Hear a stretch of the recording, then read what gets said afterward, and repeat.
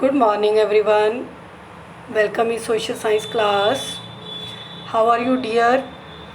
I hope you all are good and well and doing study, especially social science at home. So be happy and stay healthy.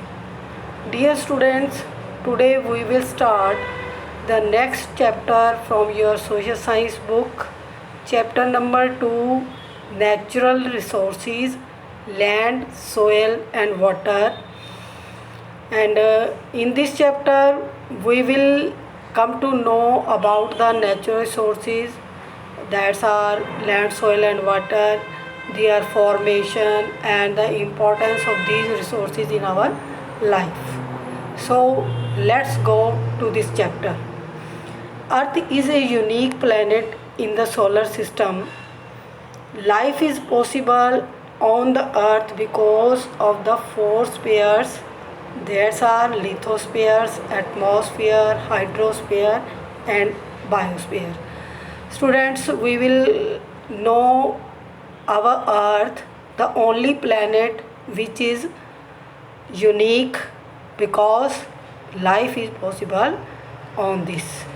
And also on the earth we have four spheres. That's our lithosphere.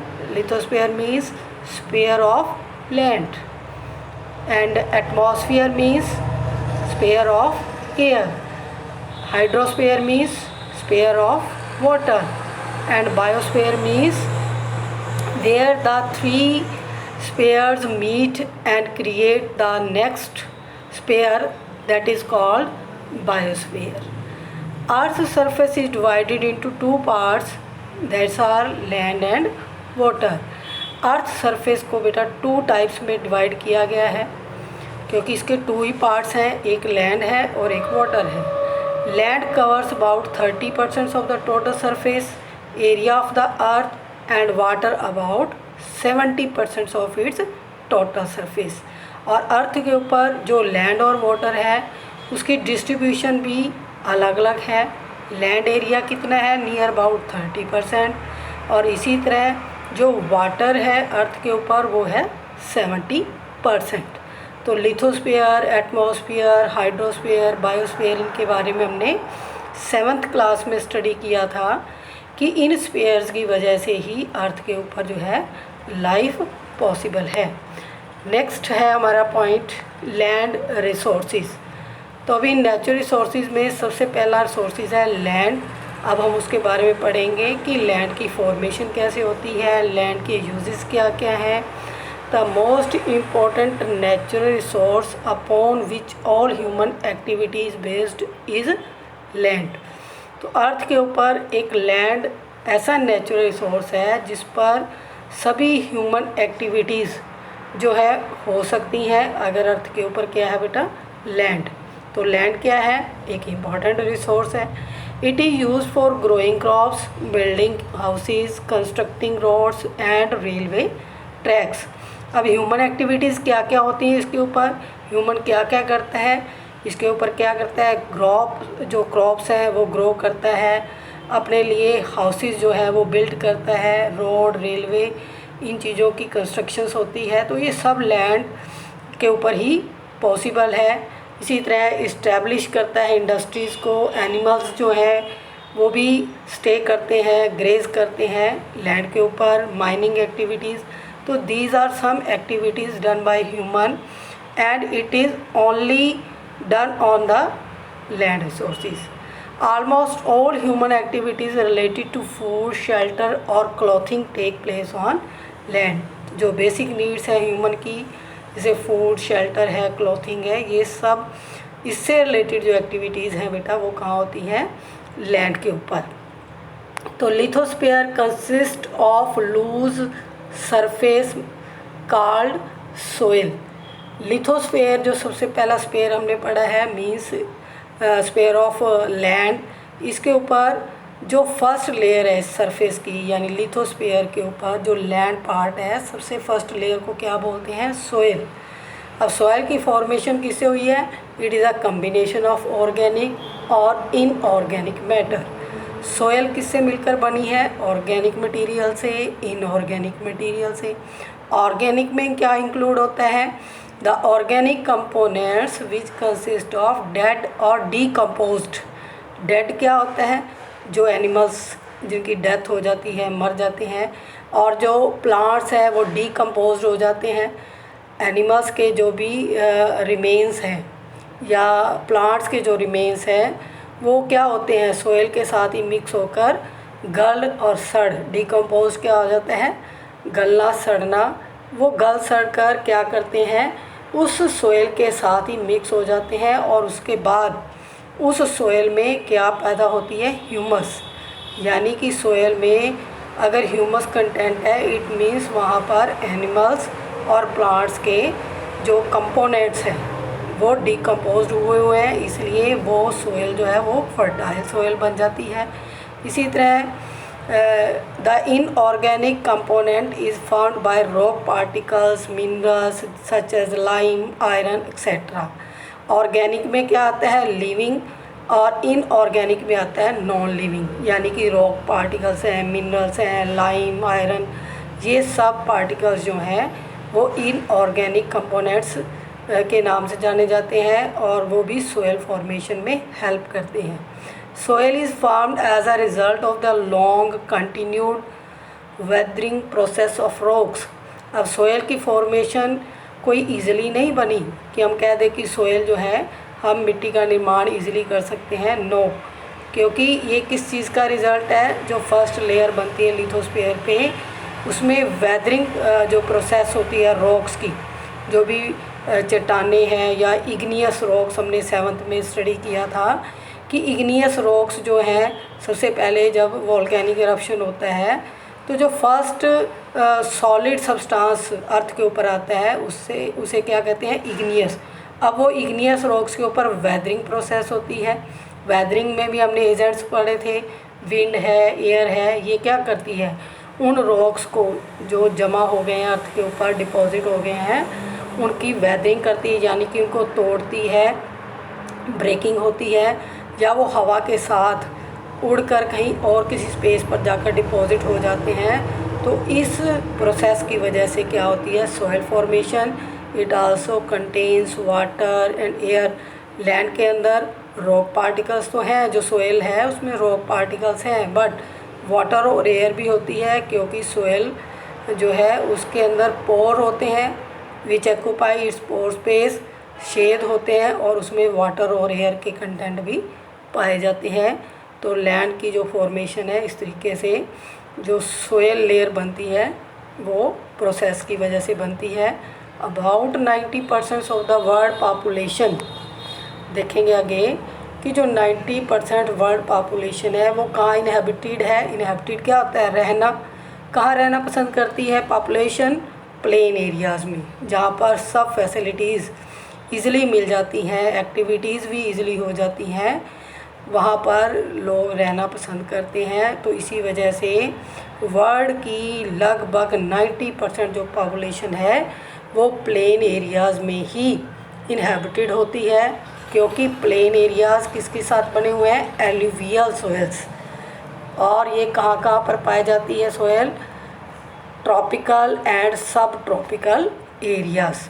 ये भी tropical और सब tropical areas क्या होते हैं बेटा? आपको पता है कि इंडिया के बिल्कुल सेंटर पॉइंट से, मिड से, ट्रॉपिक ऑफ कैंसर जो एक इमेजिनरी लाइन है वो पास होती है, और उसकी वजह से जहाँ जहाँ से इक्वेटर पास होती है पूरे वर्ल्ड के अंदर वो 2 जोन में डिवाइड कर देती है क्लाइमेट को, ट्रॉपिकल और सब ट्रॉपिकल। जो सदर्न पार्ट है वर्ल्ड का वो सारा क्या कहलाता है? ट्रॉपिकल, क्योंकि वो क्या होता है? Near the equator. और सब ट्रॉपिकल यानी कि इक्वेटर से थोड़ी ऊपर, तो उसको बोलते हैं सब ट्रॉपिकल एरियाज़। तो रिवर्स के द्वारा जो सेडिमेंट्स डिपॉजिट होते हैं उन सेडिमेंट्स से क्या फॉर्मेशन होती है? Alluvial soil. तो एलुवियल सोइल क्या करती है? These are the areas of intensive crop cultivation with high yields. जहाँ वर्ल्ड की पॉपुलेशन प्लेन एरियाज़ में रहती है वहाँ एलुवियल सोइल पाई जाती है, और एलुवियल सोइल बेस्ट होती है कल्टीवेशन के लिए।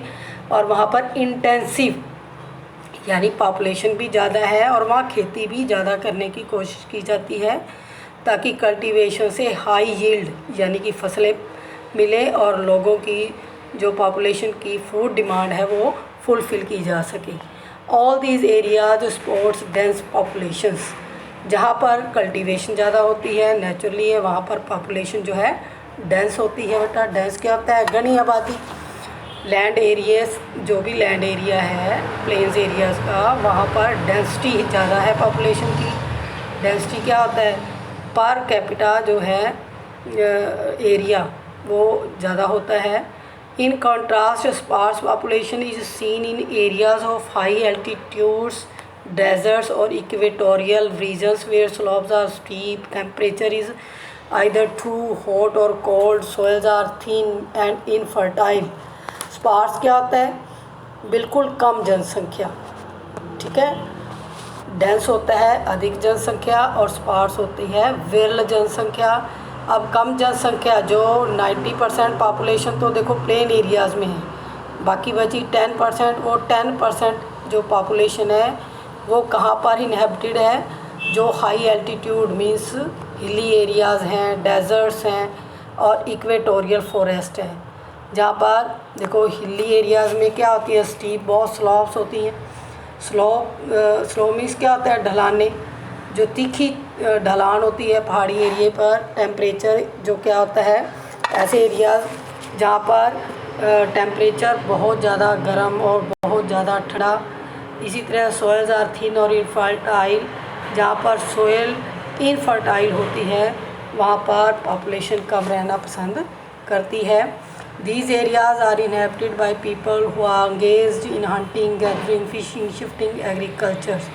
अब जो लोग इन एरियाज़ में रहते हैं, ठीक है, वो लोग किस एक्टिविटीज़ में एंगेज होते हैं? Hunting, gathering, fishing, shifting. Shifting क्या होता है? स्पेस को बदल कर खेती करना। तो जो ट्राइब्स होती हैं बेटा, आपको पता है कि वो परमानेंट कहीं पर नहीं रहती, वो फॉरेस्ट एरिया में ही शिफ्टिंग एग्रीकल्चर करके, हंटिंग गैदरिंग करके अपनी जो है सरवाइव करती है। और वही लोग इन बिल्कुल क्या कह सकते हैं टफ़ एरियाज़ में रहते हैं जहाँ पर आम पॉपुलेशन रहना पसंद नहीं करती। नेक्स्ट है लैंड यूज़।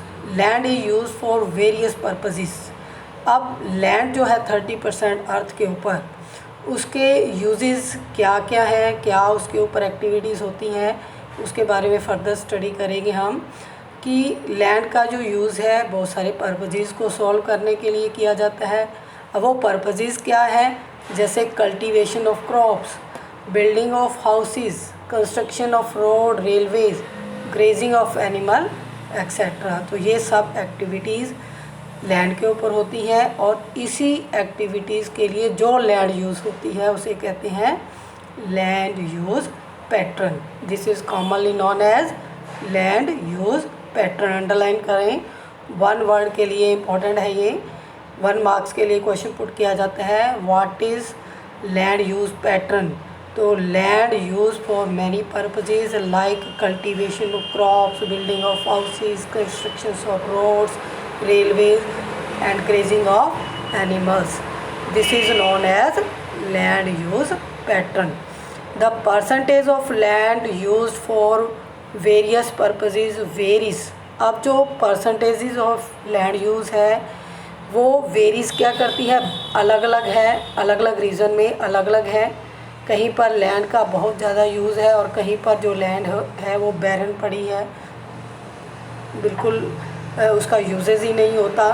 तो लैंड जो है उसकी यूजेस वो भी वेरी करती हैं from one region to another। The utilization of land is determined by continuous interplay of the physical factor। अब लैंड की जो यूटिलाइजेशन है वो किस पे डिपेंड करती है?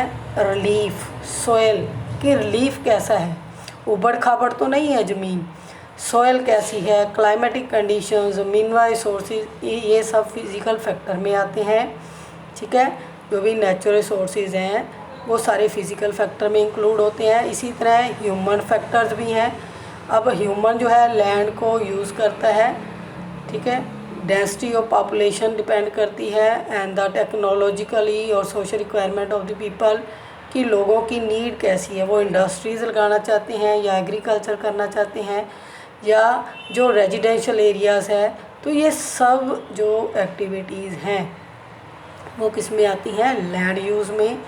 अब लैंड का जो यूजेस है वो फिजिकल और ह्यूमन फैक्टर पर डिपेंड करता है कि ह्यूमन की नीड्स क्या क्या हैं।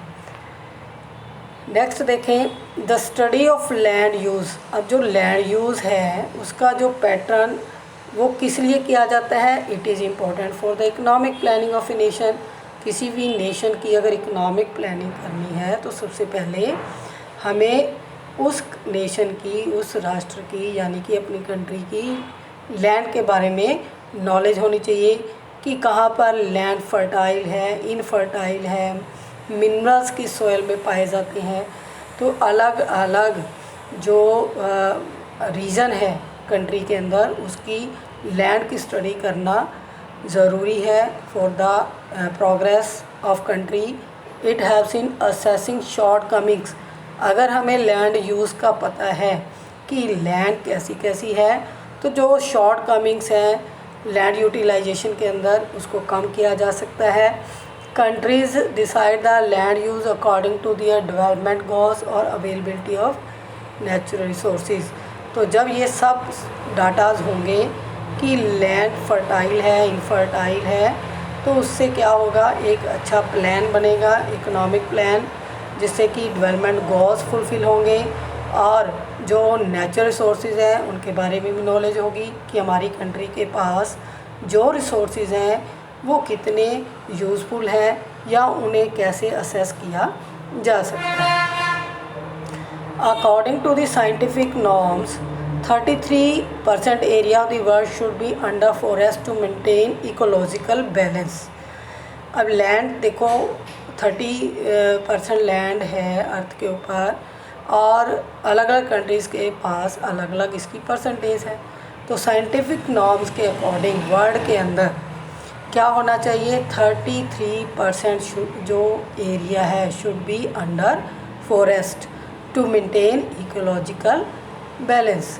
अगर इकोलॉजिकल बैलेंस, ठीक है, अगर बैलेंस को बनाए रखना है तो साइंटिस्ट क्या बोलते हैं कि अर्थ के ऊपर लगभग 33% जो है एरिया किस से कवर होना चाहिए, फॉरेस्ट से, यानी कि पेड़ पौधे होने चाहिए।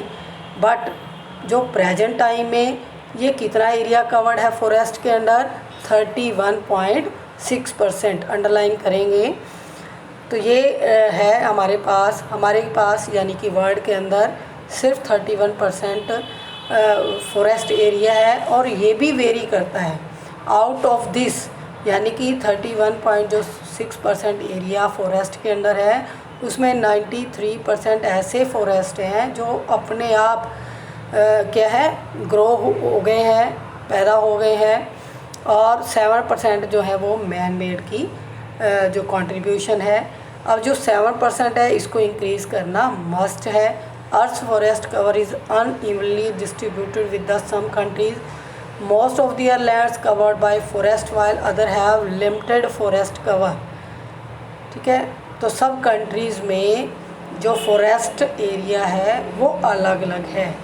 किसी कंट्री में बहुत ज़्यादा फॉरेस्ट है और किसी कंट्री में बहुत ही कम है। It is very important to us take initiative. तो ये हमारी ज़िम्मेदारी बनती है, ह्यूमन की रिस्पॉन्सिबिलिटी है कि हमें फॉरेस्ट को कंजर्व करने के लिए क्या करना होगा, डिस्करेज करना होगा डिफॉरेस्टेशन को और एनकरेजिंग करना होगा अफॉरेस्टेशन को। डिफॉरेस्टेशन क्या होता है, पेड़ पौधों को जो काटते हैं लोग बड़े स्तर पर उसको कम करना होगा और बड़े ही स्तर पर पेड़ पौधों को अफॉरेस्टेशन क्या होता है, पौधारोपण करना, पौधों को, प्लांट्स को लगाना। डू यू नो में देखें, Suriname has the maximum forest cover in the world. अभी हमने ऊपर डिस्कस किया कि सभी कंट्रीज़ के पास इक्वल डिस्ट्रीब्यूशन नहीं है फॉरेस्ट एरियाज़ की, कहीं पर ज़्यादा है कहीं पर कम। तो उसमें सूरीनाम कंट्री जो है उसमें फॉरेस्ट एरिया सबसे ज़्यादा है। इसी तरह इंडिया के पास जो लैंड अवेलेबल है वो अरेबल है। अरेबल क्या होता है बेटा? Best for agriculture. ठीक है, यूनाइटेड स्टेट और चाइना के बाद जो इंडिया की लैंड है वो एग्रीकल्चर करने के लायक है, यानी कि कृषि योग्य भूमि है। अरेबल लैंड मीन्स क्या होता है? जिस पर खेती आसानी से हो सकती है। तो ये किसको फॉलो करता है? यूनाइटेड स्टेट और चाइना को। नोट करेंगे ये। The availability of land on earth is limited. Earth के ऊपर हमें पता है कि लैंड का जो परसेंटेज है वो फिक्स है, 30% है। तो there is conflict over the access and right of this natural resource. अब इस लैंड को, जो लिमिटेड लैंड है, उसको एक्सेस करने के लिए और अपने राइट्स को शो करने के लिए लोगों में, कंट्रीज़ में आपस में क्या है? कॉन्फ्लिक्ट्स हैं। सब चाहते हैं कि उनके पास ज़्यादा से ज़्यादा नेचुरल रिसोर्सेज हो। तो it has also resulted in tough competition between the agriculture and the other sector over uses of land. तो आजकल जो पॉपुलेशन इंक्रीज हो रही है उसकी वजह से जो नीड्स और डिमांड्स बढ़ रही हैं, तो लैंड का यूज़ जो ज़्यादा इंडस्ट्रीज़ के लिए हो रहा है, एग्रीकल्चर के लिए हो रहा है, तो इस तरीके से एक टफ कंपटीशन हो गया है। Moreover land also suffer from various problems such as soil erosion, degradation, deforestation. तो पॉपुलेशन भी बढ़ने की वजह से क्या हो रहा है? जो लैंड है उसका डिग्रेडेशन हो रहा है। सोयल इरोजन क्या होता है? मिट्टी का कटना। डिग्रेडेशन होता है इनफर्टाइल होना लैंड का। जो सोयल है वो लगातार यूज़ होने की वजह से क्या हो रही है? इनफर्टाइल हो रही है, डिग्रेड हो रही है। और ह्यूमन जो पॉपुलेशन जो बढ़ रही है उसे डिफॉरेस्टेशन भी तेज़ गति से हो रहा है। तो हमें इन चीज़ों को रोकना होगा। इट इज़ क्रूशियल, ये बहुत ज़रूरी है, टू रिड्यूस लैंड डिग्रेडेशन और ensure the optimum use of land sources for the benefits of the present और फ्यूचर जनरेशन। तो ये ह्यूमन की ही रिस्पॉन्सिबिलिटी है कि इस डिग्रेडेशन को, जो निम्नीकरण हो रहा है, लैंड इनफर्टाइल हो रही है, उसका मैक्सिमम यूज़, ये सब जो है फ्यूचर और प्रेजेंट जनरेशन को देखकर करना होगा। Land management is holistic approach for achieving productive balance ecosystem. तो लैंड की मैनेजमेंट करनी बहुत ही इम्पॉर्टेंट है ताकि इसकी प्रोडक्टिविटी बढ़ती रहे, बैलेंस रहे इकोसिस्टम में, और integrated socio economic needs of the peoples. लोगों की भी जो सोशियो और इकोनॉमिक नीड्स हैं, सामाजिक आर्थिक ज़रूरतें हैं, उन सब को देखते हुए भी उनकी नीड्स को फुलफ़िल करने के लिए हमें क्या करना होगा? सस्टेनेबल बनना पड़ेगा, रिसोर्सेज को सस्टेन करना होगा ताकि हम प्रेजेंट्स नीड्स को भी फुलफ़िल कर सकें और फ्यूचर जनरेशन के लिए भी उसको हम कंजर्व कर सकें। ओके बेटा, ये टॉपिक यहीं तक। नेक्स्ट टॉपिक हम नेक्स्ट लेक्चर में डिस्कस करेंगे। Till then